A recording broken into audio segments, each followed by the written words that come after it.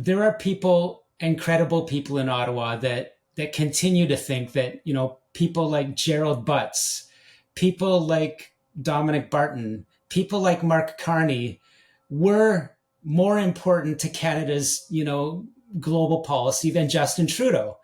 And I don't think they're wrong in that. I really don't. And so, we've talked before Mark Carney's election. I did a story drawing the concrete connections between Dominic Barton, Gerald Butts, Justin Trudeau, Mark Carney, Evan Solomon from Eurasia Group, another little shop, and Evan Solomon. This was before he was elected and made Minister of Artificial Intelligence. So if you want to call it a cabal, sure. If you want to call it a network, if you want to call it the big brains in Ottawa that are directing Canada's economy and policy for better and worse, and I say worse at this point.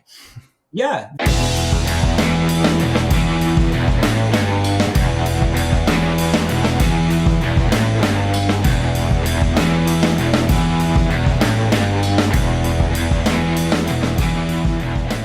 Sam Cooper, my brother, we are back at it again. How you doing, man?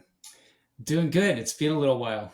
It has been, man. This is episode 100, and I could think of nobody better to hit this milestone with than the one and only Sam Cooper. Yeah, man. Well, I wanted to talk to you today because you wrote this incredible op-ed at the Bureau that really exposes the skeleton of the shadow government that exists behind Canada's theater government, we'll call them. Mm-hmm. So Sam, I want to start with the premise of your story and the reason why you wrote the op-ed. I want to talk about this BC Ferries deal because, this is one that got a lot of attention on social media and minimal attention in legacy media, as always. And I know a lot of people were basically questioning, like, why is this important? Like, why should anybody care that China is building a handful of ferries for the BC Ferries Corporation? Like, why does this matter? So let's start there, Sam. Why does this issue matter? And what was the theater around it that we saw coming from our federal government? The theater, this story already has so many tentacles, but, right off the bat, let's track back,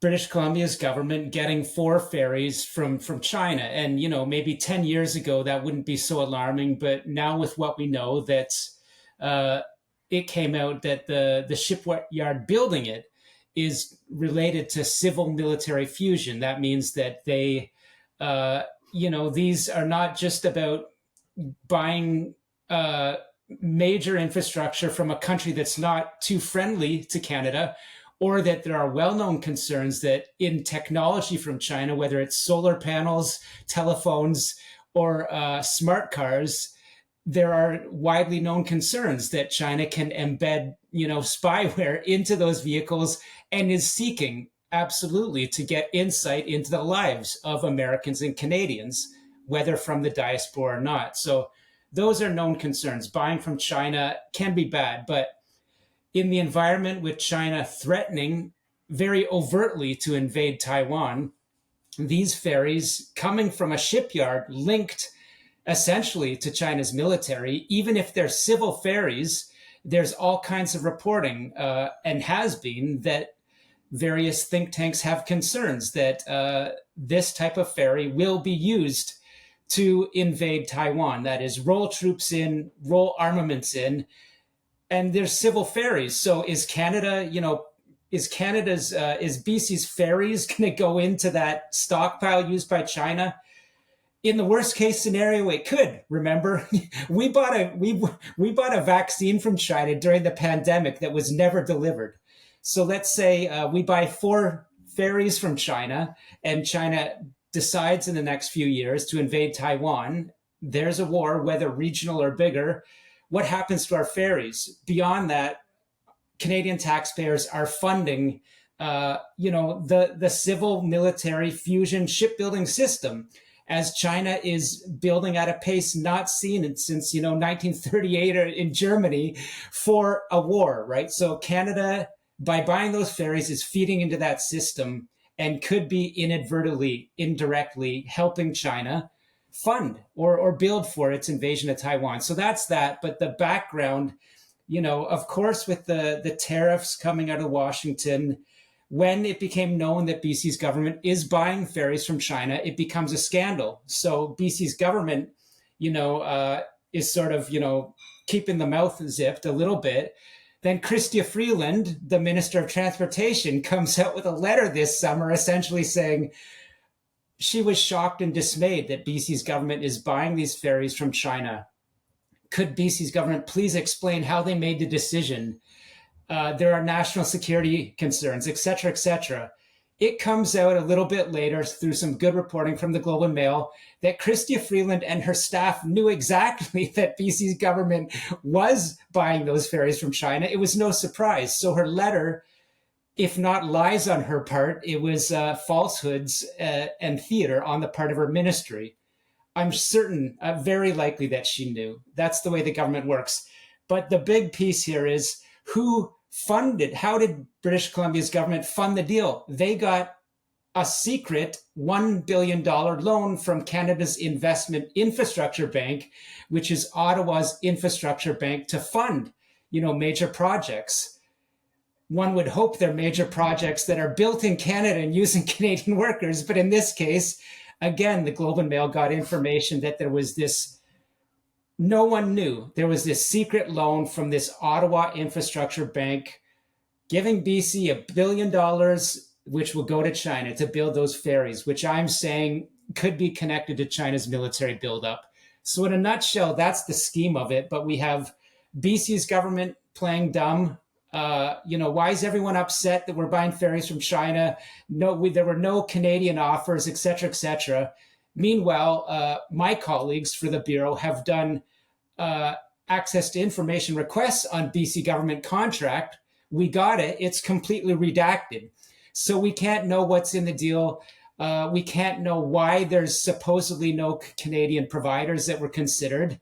It looks very sketchy. And then you add in Freeland's fake outrage letter, and this information coming up about the $1 billion low interest loan, or no interest, I forget which at this point, from Ottawa. Clearly something going on in Ottawa where there, who at the bank decides to issue that loan to British Columbia, and then the government steps away, say, hey, we didn't know they were going to go with China. It doesn't make any sense. And man, again, dude, every time we talk to each other, I'm just blown away by all this. So Ottawa's saying, well, we issued the loan. We didn't know the money was going to China. You can't recall the loan. You can't say, hey, this money is going to China, so just give us our money back because this is supposed to be for Canadian infrastructure. I believe Mark Carney could step in and stop it. But, we're doing the usual Canadian thing of political theater in Ottawa with hearings into, what did Chrystia Freeland know? When did she know it? And the cherry on the top here is, again, someone leaked to the Globe and Mail, credit to them. Emails came out from her staff saying, we're going to minimize our involvement in this. We had a confidential heads up. So, we're going to manage this.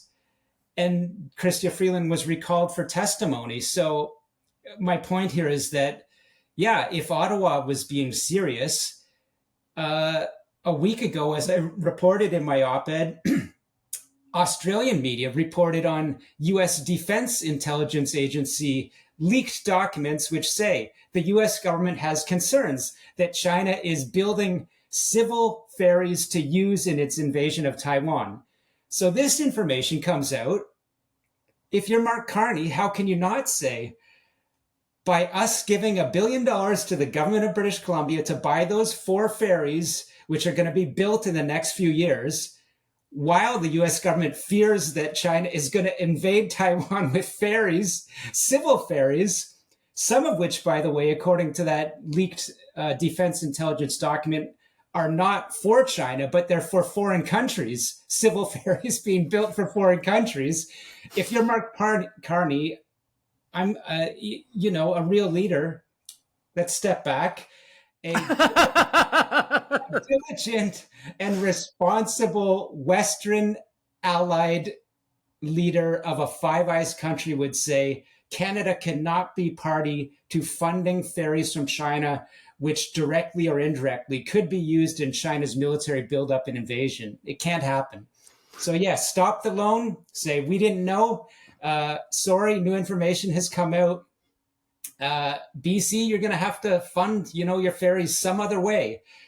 If you want to go to China yourself, okay, then you're going to be responsible for those that potential military buildup in favor of China, right? So yeah, they could stop it, but here we are, just with myself forced to dig into, okay, what really is involved in the Canada Infrastructure Bank. If they're claiming they didn't know that this $1 billion loan to British Columbia was going to go to a Chinese shipyard, I'm calling BS. I don't think that happens. And that's why I dug into it. Yeah. I mean, so just for the listeners, and we have a lot of American listeners, so this is why this is important. When Sam is saying military, civil, or civil military ferries, what he's saying is that these are ferries that could be modified to carry tanks and other heavy artillery to invade Taiwan. Taiwan is a skip away from Hawaii. Hawaii is an American state. Okay, guys, this is how this thing works. It's not the Japanese rolling into Hawaii and bombing Pearl Harbor. This is a step-by-step process that is leading us to full-scale war. And Canada is right in the middle of it. Once again, we've put ourselves in the middle of this, not because we are confident that we are capable of defending ourselves from an enemy, or confident that our relationship with the United States can just wither on the vine and die and be of no consequence to us, but just the bare basic corruption that exists within our government. Am I accurate here, Sam? You're accurate in that I've been very clear in reporting that Canada, through its business dealings with China, which I have reported are, the engagement with China increased under Justin Trudeau's government. I'm saying that the Canada-China Business Council and this group of lawyers, politicians, and corporations in Quebec, the province of Canada, are very much behind, Canada's increased trade, increased investment to and from China. I'm saying that is part of the buildup of China's military buildup, and responsible nations are starting to draw a line between their exposure to China on all kinds of industrialism. And to your point about a hop, skip, and a jump across some islands, I just reported another story very recently for the Bureau. There was some interest, not to get off track, but there was some interesting leaks this summer from a hacker group pointing to Russian let's call it military industrial corporations getting together with the same from China, Russia promising to train China on paratroop and material airdrops. So in essence, a defense intelligence think tank in Britain said Russia has secretly agreed to help China increase where it has gaps in its invasion capacity, and that is for airdrops. So this applies not just to Taiwan, but the Philippines and beyond. Exactly. And so what we're talking about is the South China Sea and the South Pacific. And again, Philippines, Taiwan are a skip away from Hawaii, Guam, Western Samoa, all American territories. Right. So what we're talking about is Canada assisting China in its capacity to make war in that region that would ultimately, in the end, put us on the bad side of the greatest power the world has ever known, who just so happens to be right directly south of us with a allyship and a trade relationship that is dying, suffocating under the weight of Canadian corruption. I won't disagree with that. I won't disagree with that. But I've said that by the United States saying that Mexico and Canada need to stop being involved in the fentanyl trade with China, I'm saying that's the US government's response to a form of hybrid warfare and corruption from China that uses Yes. weak links in the global trade chain. And so Canada is one of those weak links. Yes. Exactly. Sam, people take note of what Sam just said, because what he's saying is it's bigger than fentanyl, right? Fentanyl is a form of chemical warfare. And the United States is engaged in a hybrid war with China. China has been aggressively attacking the United States for 20 plus years now. And it's not to say that the US hasn't done anything in retaliation or that they haven't been involved in any aggressive maneuvers against China. But the fact of the matter is this: we are part of the West, led by the United States. That's where Canada sits. That's where we exist, like it or not. And so we are in this situation where Trump is talking about fentanyl and subsidizing Canada this and tariffs and trade and all this. But really what it boils down to, when you get down to the crux of it, what it's about is a hybrid war with China that is teetering on turning hot. Right, Sam? It's teetering on turning hot. There's no question. The U.S. government has just called out to its defense primes. You know, those 4 or 5 giants that build missiles and ships and planes, and said, can they increase their capacity for producing missiles? So things are ramping up very quickly. And that's where this BC Ferries deal comes into play. Because although it seems like a small, it's $1 billion deal, 4 ferries that China may or may not decide to deliver. And if anybody has any questions on whether China ever delivers, just look up our Panda Bond deal that just evaporated into thin air, hundreds of billions of dollars gone. But that's why this is such a big deal, because we are giving them the capacity to land on Taiwan. When that happens, inevitably, the American government once again is going to turn to us, because they're going to know that we gave them the ability to do that. We funded it. We gave them the $1 billion to build those ferries. And so, Sam, I want to talk about the Canada Infrastructure Bank. And I want to start with a very basic question. Who or what is funding that bank? Canadian taxpayers at the end of the day. But, there it is. I mean, right. Yeah, there it is. My story was about who was the guiding, controlling mind behind, building or setting up that bank and its frameworks and setting it in motion. But yeah, at the end of the day, Canadians are paying that money into that bank. So that $1 billion that was shipped off to China to build ferries, that is potentially, so we, the Canadian taxpayer, are potentially giving China the capacity to land on Taiwan and invade an independent nation. Now, Sam, let's talk about McKinsey. We've talked about them in the past on previous episodes, but for people who haven't heard those episodes, who is McKinsey and what do they do?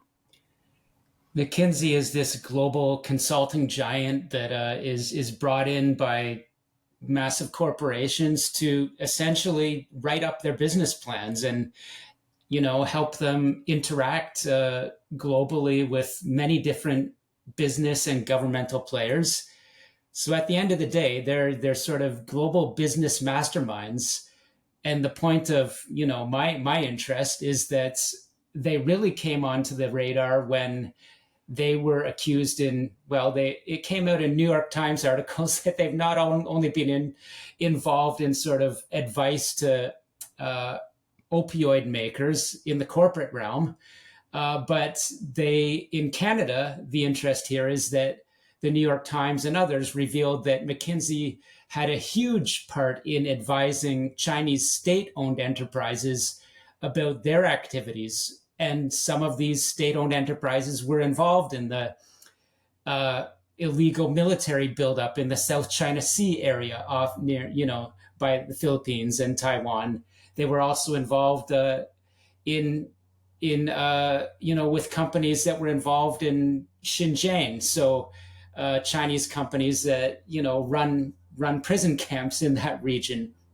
And so it got hot in Canada in 2020 when Dominic Barton, who was a global director of McKinsey, got called up for testimony in front of Canada's Parliament in the Canada-China Committee, where conservative MPs were asking Mr. Barton very pointed questions about his role at McKinsey and how he had helped, or McKinsey under him had advised dozens of Chinese state-owned enterprises.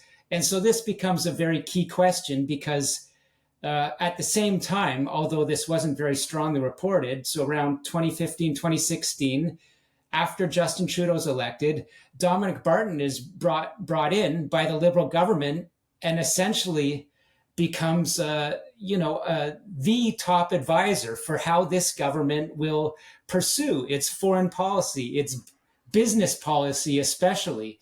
So it's, he's if I want to just, be a little colorful here, he's the Rasputin in Justin Trudeau's ear about global trade and engagement with China, because, as it came out in the hearings, very clearly, in his own words, he was once quoted saying he had drank the Kool-Aid on China. He was a massive fan of their potentialities around the world and advised anyone that would listen in his world about how Western business and government should be engaging with China. So that becomes important because Dominic Barton essentially telling Justin Trudeau and the Liberals what to do on business. Magically, Canada suddenly wants a free trade deal with China and all these things that are part of Justin Trudeau's policy. And just to reframe this or simplify it a little bit for the listener, McKinsey was fined for their role in the opiate crisis or the opiate epidemic while Dominic Barton was CEO, correct? Yes, that came under his tenure. Yeah. And who fined them, and do you remember the figure, like how much they were fined for? I don't remember the fine, but people can look up sort of the Purdue Pharma and everything surrounding the US government's deep concerns that American corporations paved the way for, essentially opioid addiction through many, many bad practices. And McKinsey advising American corporates on opioids, obviously a horrible look. And so McKinsey was fined by the American government, correct? I don't want to hammer on that point right now. It's been a long time since I read that story, but they were definitely, their name was front and central in US government concerns about American corporates being complicit in what's happening with fentanyl now, because paving the way for the oversubscriptions of opioids in America.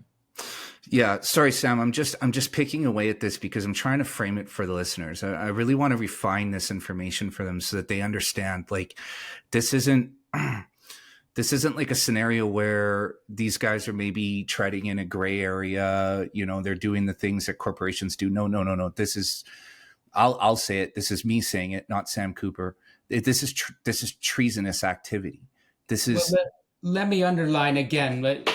McKinsey became the poster boy for corporate malfeasance, for advising opioid producers in America, and then advising a Chinese state-owned company that's illegally building islands in the South China Sea for China's military plans, right? And so this came up in testimony.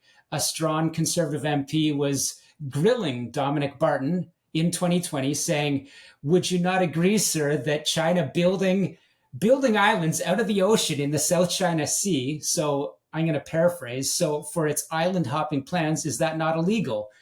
And Barton's, hemmed and hawed and said, we could bring in someone from McKinsey to maybe answer your questions on that.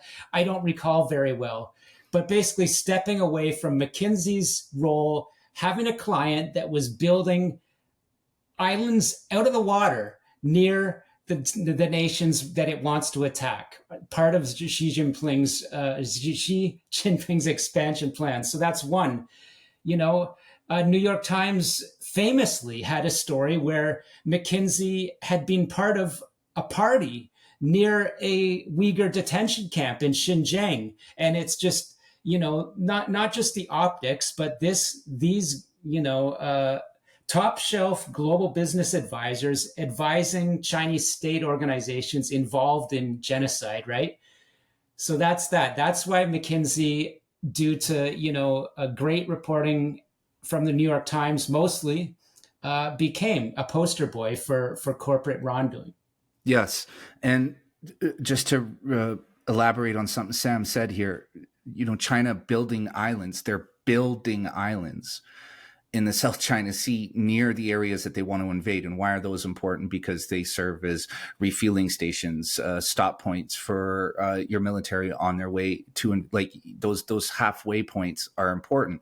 The same reason why Hawaii was important to the United States during the Second World War when they were fighting Japan, right? Like this isn't just building an island to go to the beach. This is building an island for military purposes. It's so that China can build something out of the water, which is someone else's territory or international water, and now say, this is China. We have a right to go there. And yeah, it is for moving material around. And let's connect the dots. 4 ferries from British Columbia being built in a Chinese shipyard in this next few years, that's a drop in the bucket. But you can't deny that Canada pouring in $1 billion into a civil ferry program, which the US government says is being clandestinely leveraged for that island hopping plan, right? So is Canada knowingly helping China attack Taiwan? Is Dominic Barton and McKinsey, by advising a Chinese state-owned company that was building islands in the South China Sea, knowingly helping their island hopping? No, they were probably just profiting. But are they turning a blind eye? And should they know better that you are helping, according to American government intelligence, a program that is militarily purposed? Of course they should know, and they shouldn't do that. Well, I mean, look, at the end of the day, the way I look at it is people like Dominic Barton are disgusting. He is where he is because he's willing to make certain moral compromises that you and I would never dream of. But it's our government's job to regulate people like him. That's why we hire these people. That's why we vote for them, right? That's their job, is to regulate this and stop this from happening. And the problem is that now I want to go into Dominic Barton a bit. You talked about him earlier, but now what you have is this guy who clearly has no moral boundaries, no moral compass involved in our federal government. And so you have this guy, Sam. Was he the CEO of McKinsey? Am I correct there? I think the title is Global Director. Okay, yeah, he was the boss. He was the boss. Okay, so you have the stepping in and becoming the top advisor for Justin Trudeau's government. And by the way, in a pretty secretive way.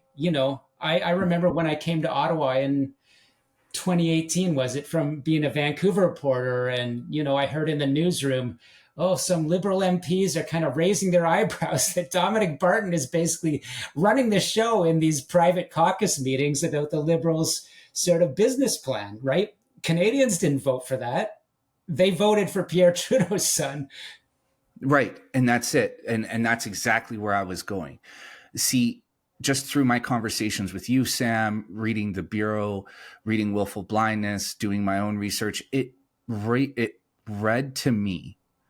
Now, you can correct me if I'm wrong or if I'm overstepping here, but it read to me like Dominic Barton was part of this very small cabal of people who were actually our shadow prime ministers during the Trudeau Liberal era, and potentially even now during the Carney Liberal era. Yeah, I will say that there are people, incredible people in Ottawa that continue to think that, people like Gerald Butts, people like Dominic Barton, people like Mark Carney were more important to Canada's, global policy than Justin Trudeau. And I don't think they're wrong in that. I really don't. And so, we've talked before Mark Carney's election, I did a story drawing the concrete connections between Dominic Barton, Gerald Butts, Justin Trudeau, Mark Carney, Evan Solomon from Eurasia Group, another, little shop. And Evan Solomon, this was before he was elected and made Minister of Artificial Intelligence. So if you want to call it a cabal, sure. If you want to call it a network, if you want to call it the big brains in Ottawa that are directing Canada's, economy and policy, for better and worse, and I say worse at this point. Yeah, the same people keep popping up around big decisions. And to bring it back to, why you're questioning me today, I'm saying if we want to look at the Canadian Infrastructure Bank's $1 billion loan to BC going to a Chinese shipyard, it would be folly not to look at the man that designed the bank, Dominic Barton, then look further into his direct ties to China, his frequent conversations with senior Chinese party secretaries, which he acknowledges, his saying openly, I drank the Kool-Aid on China, his documented ties to some over 20 Chinese state-owned enterprises, right? So when you see all that history and then you ask, how did this loan pop out of the infrastructure bank? Again, I pulled an information document on the BC Ferries and Infrastructure Bank file, which points to the structure of McKinsey in the Infrastructure Bank at the start with Barton, continuing into Mark Carney's current Privy Council clerk, Michael Sabia, who was chair of that Infrastructure Bank after sitting with Dominic Barton and designing it. And to this day, people from McKinsey, who were the former, let's just say, subordinates of Dominic Barton or part of McKinsey as a shop, are running the Infrastructure Bank, right? So like there's too many triangles and triangulation in there. Yeah. And that, again, just to emphasize for people, because Sam is always packed full of information. He doesn't do the hyperbole exaggeration thing. He gives you the truth and the facts and lets you decide how important this is. But I'm telling you that what Sam is telling you right now is the most important information you're going to hear for a long time in regards to Canada. That was what I pulled from your op-ed when I read it, because I realized that you and I have talked about this. You and I have done roughly about 30 hours of conversations together. And I realized that we've talked about this so many times, but what I wanted to do today was to emphasize to the listeners how important this is. Because what Sam is essentially revealing is a hidden blueprint behind the Canadian federal government and a hidden machine. Our deep state is, and we always talk about the American deep state, but Canada very much has a deep state. And what Sam pointed to in his op-ed and is pointing to in this conversation is the existence of the deep state within the Canadian federal government. And the thing is, we have the names. We know exactly who they are and what they do. And like the fact that McKinsey's corporate masthead was basically copied and pasted into the Canada Infrastructure Bank is frightening, because these are people who are globally hated, despised by a number of different governments. Sam, I'm sorry if I'm going over the top here, but I just want to underline a fact from my story is, again, there was another here. We've talked about the 2020 hearing when Barton is grilled on his connections to Chinese state-owned enterprises and how that may impact Canada's policy. Remember, he's an ambassador to China. These are key questions. No real answers came out of it. But in 2023, there's another hearing on the Canadian Infrastructure Bank.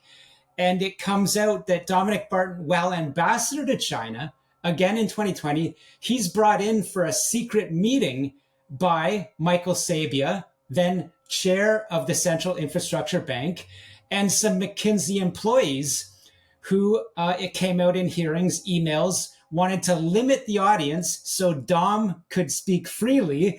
So we have Canada's ambassador to China in an unreported meeting on refreshing the direction of the Infrastructure Bank. This is back in 2020. This information comes out in 2023. One Conservative MP, Leslie Lewis, says, Mr. Barton, we have your previous testimony. It was false. You didn't tell us you were involved, in the Infrastructure Bank meeting. To put a finer point or a hammer on that, Garnet Genuis, Conservative MP, says, Dominic Barton clearly lied. You have found some way for McKinsey. McKinsey appears to have infiltrated Canada's government. And through their connections to you, right? So it's not you and I coming out and saying, wow, this is, I think there's a few dots in there, maybe a conspiracy. We have conservative MPs saying Dominic Barton lied, that the influence of Barton and McKinsey continues, past what the government admits in setting up the bank, but continues secretly through employees, through secret meetings. And yeah, okay, so Garnet Genuis said McKinsey has infiltrated Canada's government, apparently, in his questioning of Dominic Barton. Now let's jump ahead. If that has happened, if that alleged influence continues into 2025, when the infrastructure bank issues a $1 billion secret loan that the government says we got nothing to do to, but they start making all kinds of lies, then you go, okay, who's the controlling mind behind a decision to let a loan flow, whether you admit it or not, to British Columbia, sending it to a Chinese shipyard? Again, that triangle is coming back to that 2020 questioning of Dominic Barton saying, Garnet Genuis said, sir, would you agree that building islands illegally in the South China Sea, is it illegal? And he wouldn't say yes or no, right? So let's continue to follow that path. Yeah, and he danced around that exactly in the op-ed. You quoted him, and he says, I have nothing to do with anything that China decides, in the South China Sea. And it's like, well, you kind of do, if you advise that company and they're a client. It was reported in the New York Times, but you don't want to tell the Canadian public in one of these Ottawa political theater hearings what you knew about your advice to that company that was illegally building, pieces, landing pads in the South China Sea. Exactly. And again, guys, why this is important is because this goes beyond just some conflict that's going to happen in some place of the world that you've never been to where you don't know any of the people. This stuff spills over. And Trump, for whatever you think of him, he is bang on about China. He absolutely knows what they're up to and where this is going if it doesn't stop. And meanwhile, Canada is enabling this stuff. In fairness, yeah, there's no doubt he knows. Some people would take an issue with him, giving TikTok, a reprieve from the hangman's noose. People would say there's no way that's a good deal, Mr. Trump, even if you want to keep trade deals going so, you can do well in the midterms with the economy. You had TikTok under the hammer and you should have hit it. So right. If you're going to criticize Carney, I got a little beef with President Trump on that one. Absolutely. And so, Sam, now we've established the Canada Infrastructure Bank, taxpayer funded, filled with corporate heads from McKinsey. You have Dominic Barton at the very top, Michael Sabia in there as well. Now, Sam, okay, I also want to point this out too. I'm sorry, there's so much here. When you have Canada's ambassador to China meeting with McKinsey / Canada Infrastructure Bank executives, privately off the record with a very select group. Yes. That can't happen.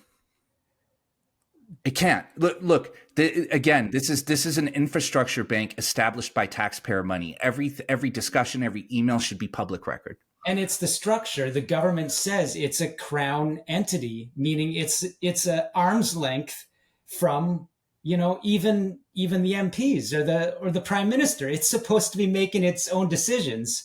But again, if you have Dominic Barton, Mr. I drank the Beijing's Kool-Aid on business matters, secretly, while he's Canada's ambassador to China, talking to the bank for a refresh set up, by McKinsey staff. Yeah, that's wrong. There's conflicts there, no question. How many? I can't put a finger on right now. Right. But that's the thing is that's why I keep saying this is a cartoon country, because these are things that just we Canadians have, and I'll put myself in this. I'm putting myself in this bunch. Like, we have no idea any of this stuff is happening. We just wake up one morning and we're all struggling. And we have no idea how we got here. And this is why. You have this guy who's the ambassador to China advising Trudeau behind the scenes, right? Also with a significant amount of influence over the Canada Infrastructure Bank, which is taxpayer funded. I mean, you could put two and two together. We don't even have to look at the documents. You could just figure out what's going on there. So let's go to the next step, Sam. Who is Michael Sabia? What's his relationship to the Canada Infrastructure Bank and his relationship to this current Mark Carney Liberal government? I know we've talked about this previously, but I want to rehash this and kind of dig into it a little bit deeper. Yeah. So again, the point of my op-ed was, let's look at the structure and the founding of the infrastructure bank and see if that can give us any clues to, its decision making. So again, the documents I got from Freedom of Information reiterate Dominic Barton starts the bank, and there's an advisory council for Canada's government on which Michael Sabia, a key business person and political figure in Eastern Canada, also sat on that advisory council. After Dominic Barton purportedly steps away from his founding guidance of the infrastructure bank in 2017, Michael Sabia, who sat on that advisory, let's call it mastermind of the bank with Barton, then becomes chair of the bank in 2020.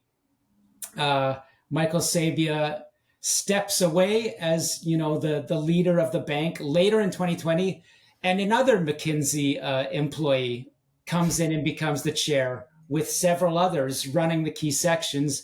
Sabia goes off and runs believe it's one of these big Quebec financial entities with connections to government, I believe. And then he is brought back from Quebec in the Mark Carney administration to be the Privy Council clerk, who is a bureaucrat that is the right-hand man of the Prime Minister. So, how important is the Privy Council clerk? Remember, they're supposed to be a nonpartisan bureaucrat, but for a little, let's just call it illumination, if you remember the Jody Wilson-Raybould scandal on SNC-Lavalin, when Justin Trudeau, the concerns or questions was Justin Trudeau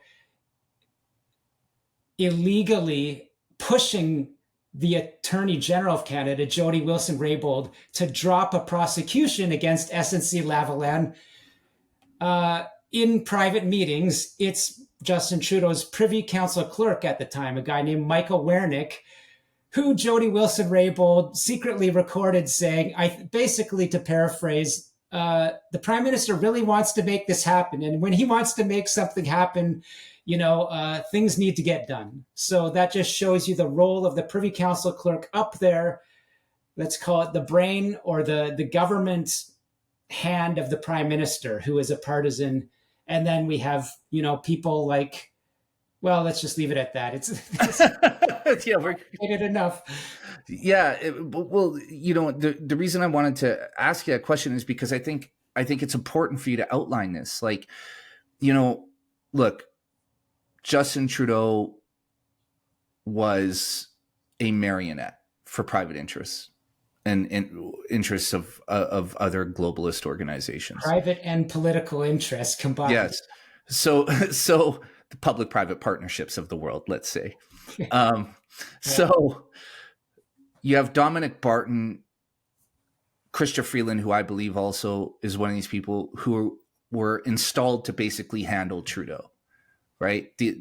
For lack of a better word, these people are handlers. Sam, you looked skeptical there. What's your thoughts? I don't know who installed them, but they were the smarter people in the room. Let's put it that way. So at the end of the day, Chrystia Freeland, Mark Carney are friends.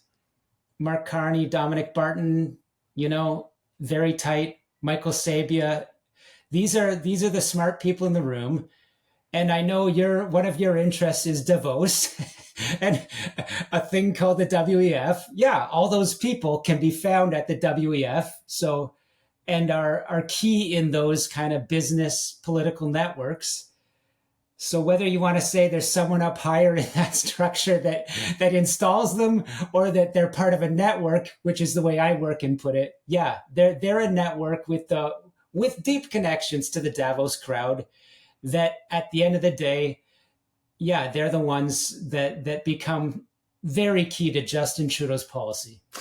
Well, this is where I was going with this, Sam, is right at right at the tippy top of Canada's deep state mountain, you have a group called Power Corporation.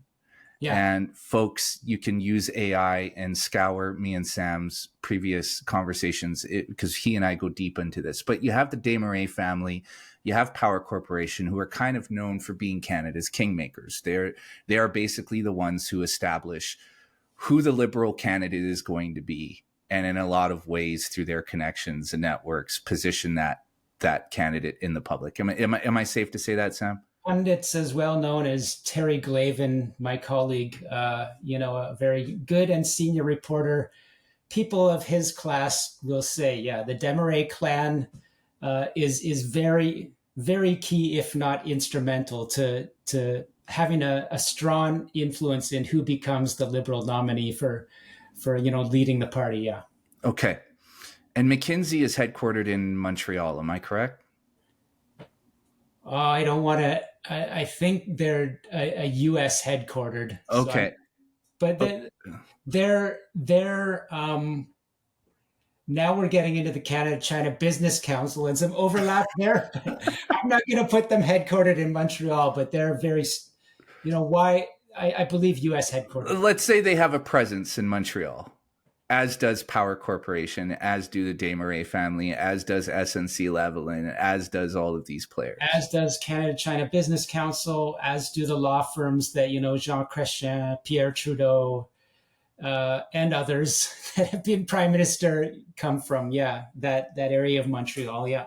So what I'm trying to do here, illustrate here, is that there is this, let's not use the word cabal, let's use Sam's word, network. Very powerful elite figures, people that Canadians often refer to as the Laurentian elite, but I would more or less call them the corporate elite, who exist in Canada that are the kingmakers for the Liberal Party, who just so happen to have been in power for the last 10 years. You have this group of people behind the scenes who are advising Trudeau. Now I want to shift focus because one of those people who is advising Trudeau on economic policy is our current Prime Minister, Mark Carney. Right? Mm-hmm. So what I'm trying to show people here is that Justin Trudeau was a floppy-haired human golden retriever, very suggestible by the figures around him.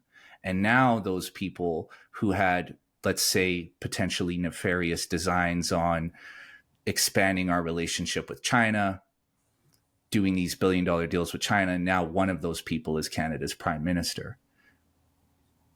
Yeah, right? There is a strong theory that people like Barton or Mark Carney, it would take a little bit longer for them to enact policy through Trudeau rather than do it themselves, which they can move at lightning speed, which I like that theory. I do.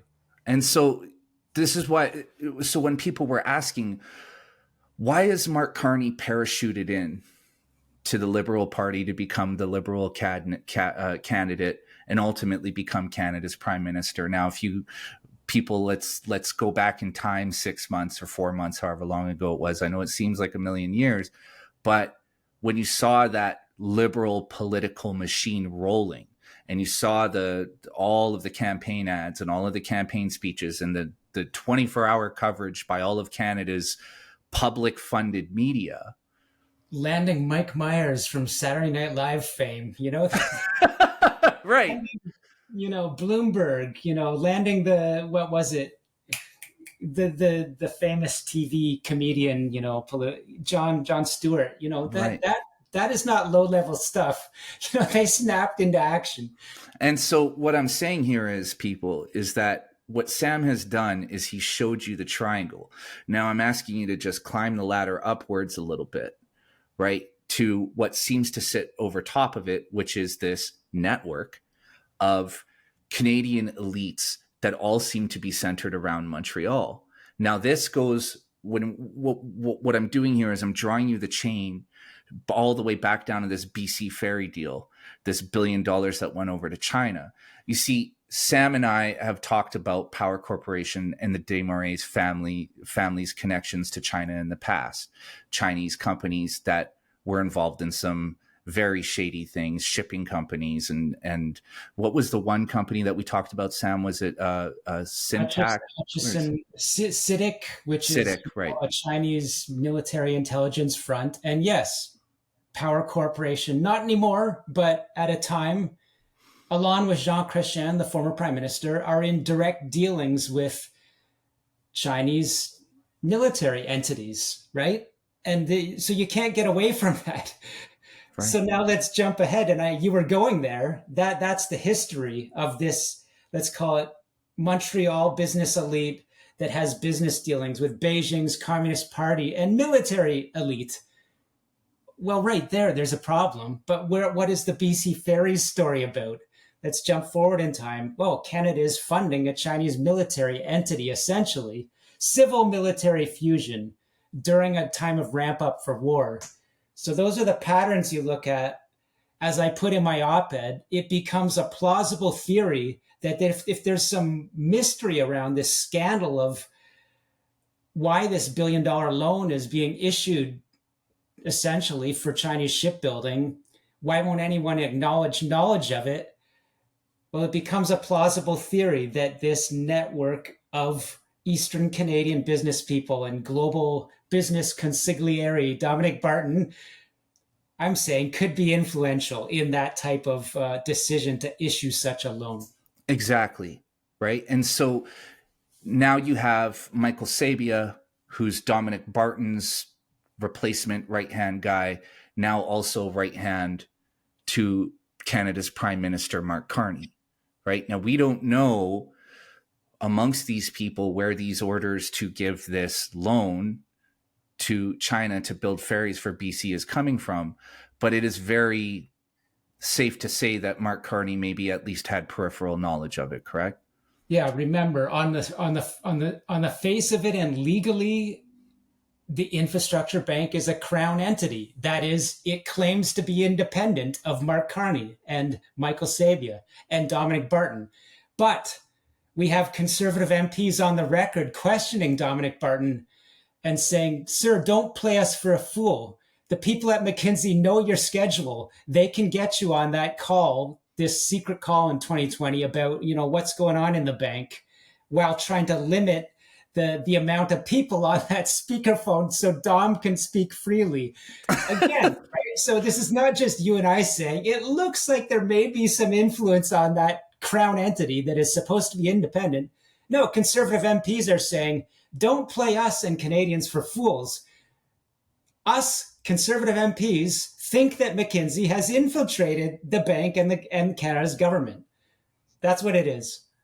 Exactly. And the reason, guys, why this is important is because as the world gets more chaotic and as things heat up and as things look, a few weeks ago, you had the parliamentary budget officer in a House committee hearing, something to that effect, basically saying, you can read it in his face that he is terrified, that he's looked at the numbers, and his exact words were, if we don't change anything, we're done. This is done. Meaning, let me interpret that for you guys, meaning that if Canada doesn't change course on its current fiscal and economic policy, our government will cease to, our country will cease to exist. It will be over for us. We will be a failed state.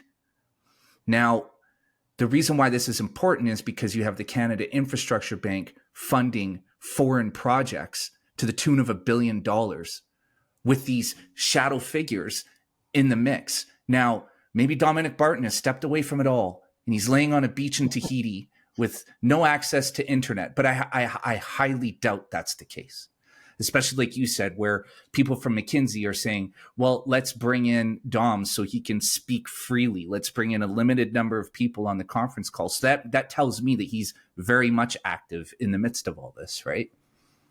And was while he was, serving Canada as the ambassador to China. So, okay, what was he talking about in that limited call secretly about refreshing the direction of the infrastructure bank? on the face of it, Garnet Genuis, the Conservative MP, asked him during that same time period, "Are you acting? Tell us about the dozens of Chinese state-owned enterprises you have relationships with corporately." And he wouldn't. We can't know. But yet here he's talking to the infrastructure bank about, the direction they should go while wearing all these different hats, right? That doesn't add up. It doesn't, and that's again, that's what I wanted to get to with this conversation, is that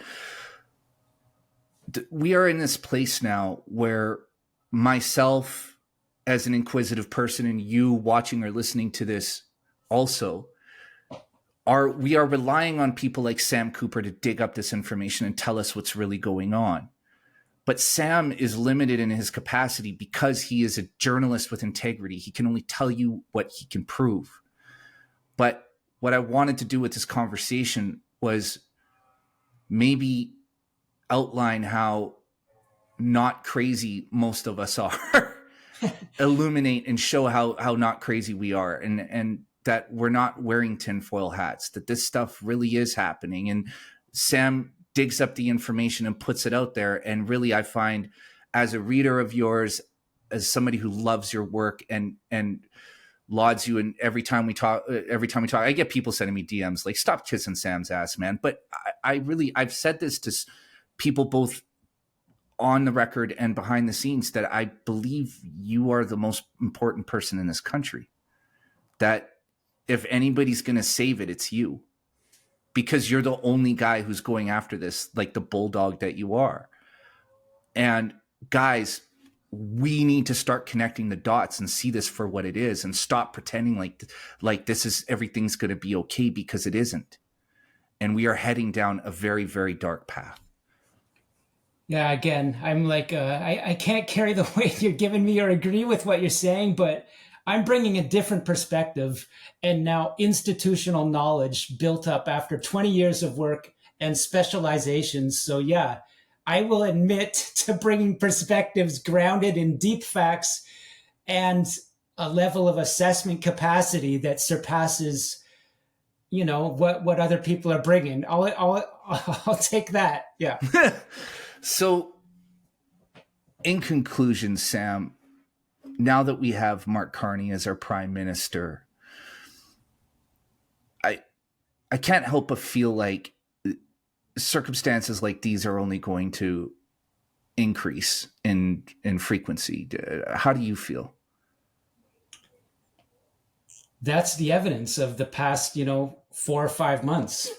I think we've talked about it, I've said, I'm going to be from Missouri. I think that Mark Carney and the people behind him will not let him jump the track or take a different direction from Justin Trudeau, but it would suggest to me he may take that track faster, a bad track with China.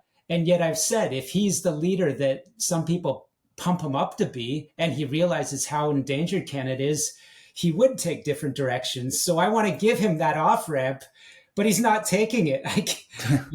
Every month we go, and every time he makes a decision, that really seems to divide us from the United States. And I don't disagree with people that the United States is a different place of, they're trying to establish a new global order. You can like it or you can hate it.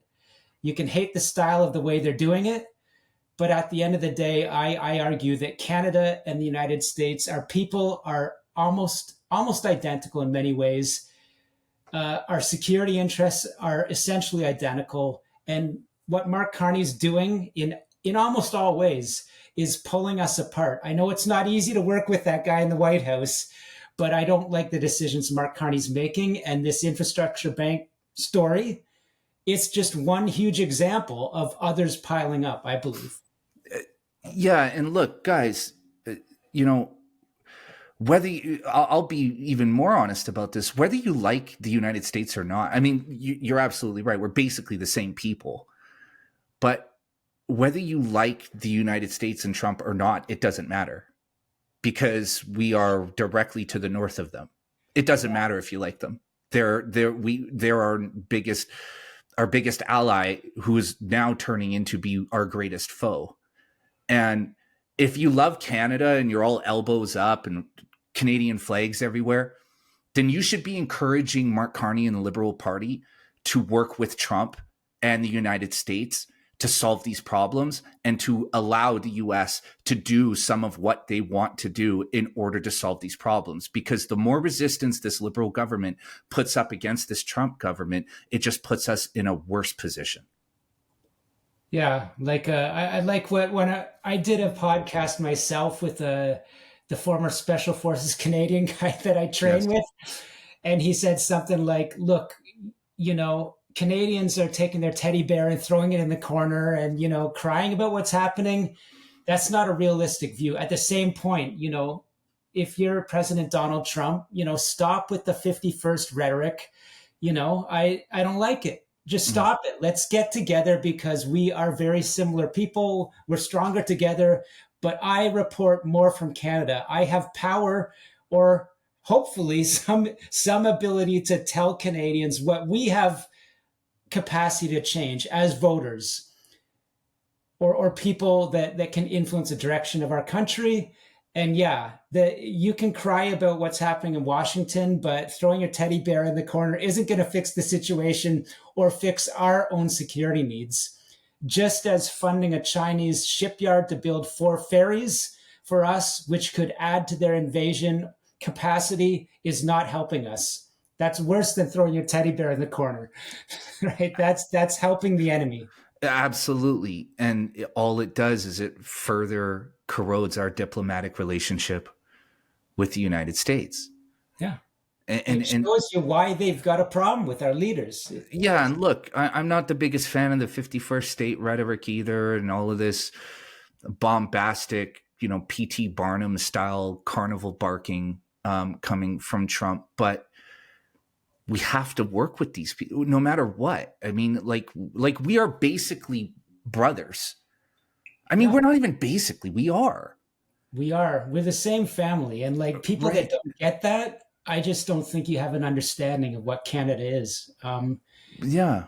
But you're not going to help the direction we're going. You're not. And look, as long as the Desmarais and the power corporations and the McKinseys and the Dominic Bartons and the Michael Sabias and these people who are operating as components of Canada's deep state are in Mark Carney's ear.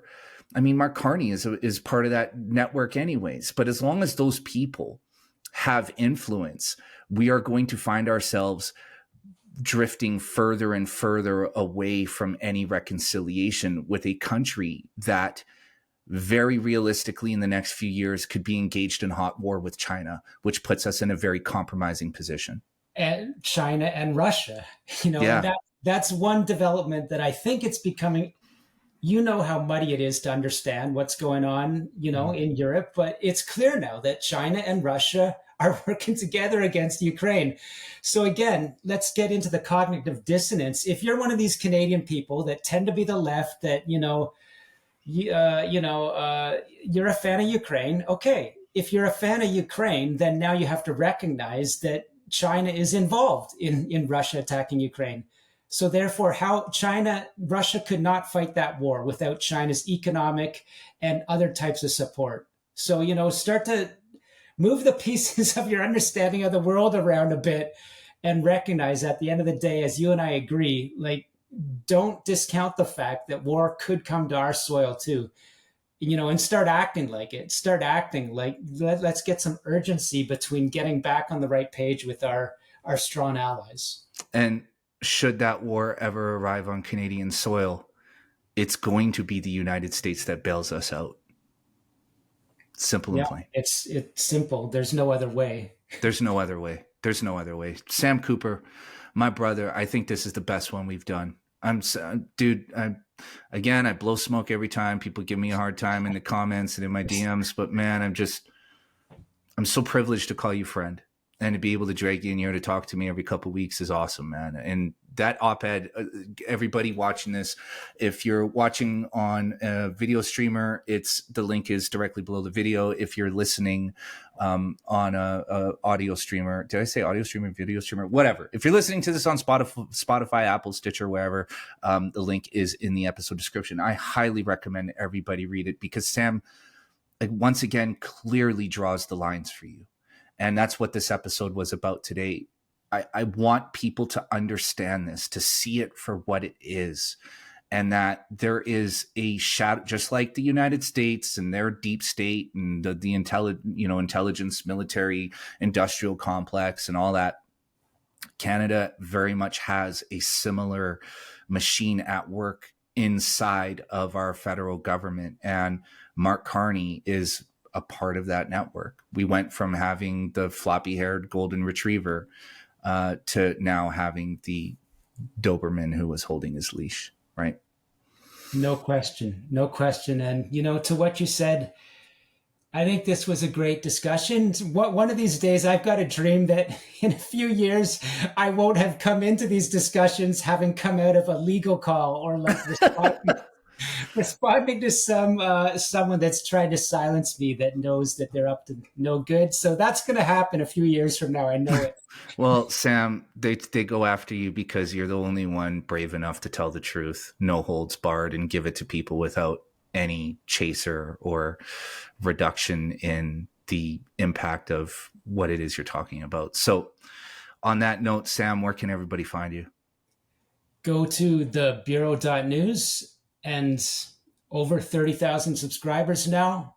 I want to try to get the proportion of paying subscribers up again, so I can fund the work I'm doing, pay those legal bills that I need to pay, get me traveling around a little bit more, hop down to some islands to cover some stuff in person, move around to some borders in North America. So yeah, thebureau.news. And yeah, what can I say? It's work that gets me asked to testify for governments. That's what's happening at the Bureau. So this is the real deal.